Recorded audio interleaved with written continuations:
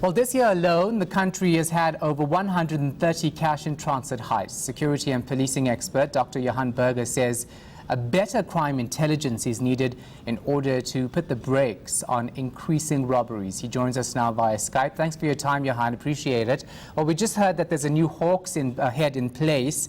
Let's hope he can get this right. Tell us why we're seeing so many heists recently. Well, it's difficult to say. Good afternoon, everyone. But it's difficult to say why this has happened. I prefer to look at cash-in-transit heists against the background of the overall increase in violent crime in the last 5 years. Cash-in-transit robberies is one of 7 subcategories of aggravated robbery. And aggravated robbery have increased in the last 5 years by 40%. Other subcategories such as vehicle hijacking or carjacking increased by 77%. Business robberies and house robberies, all subcategories of aggravated robbery have increased by more than 30%.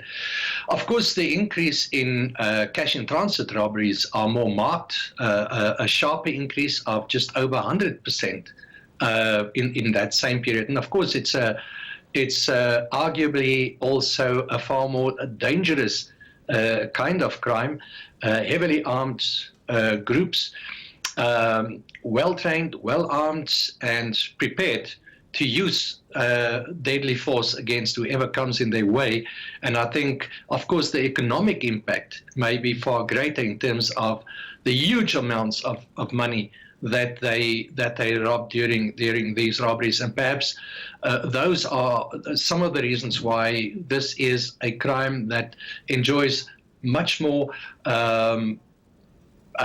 interest at the moment than some of the other also very serious crimes. I mean, these attacks are quite brazen. We see it happen in broad daylight. In dealing with them and finding these culprits, do you think police require better intelligence resources? Yes, I think this is probably at the heart of the problem. The lack of proper intelligence about who these guys are, where they are, and how they are organized.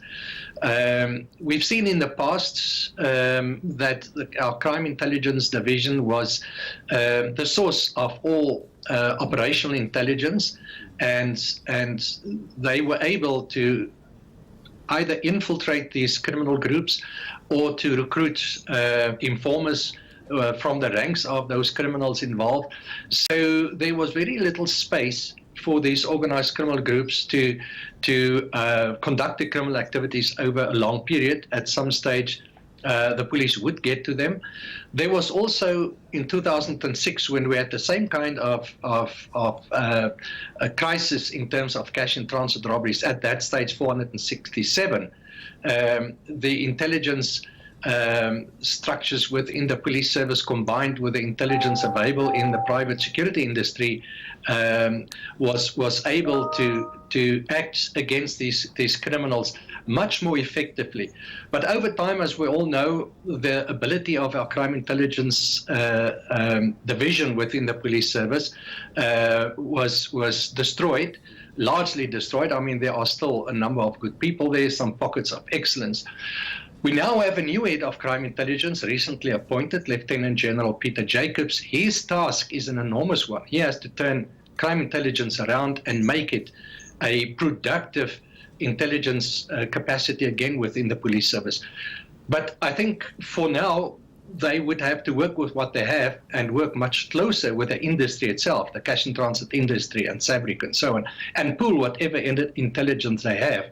And by doing that, I am satisfied they would be able to make some inroads. All right, thanks for the insight. Appreciate it. That was security and policing expert at the Institute for Security Studies, Johan Burger.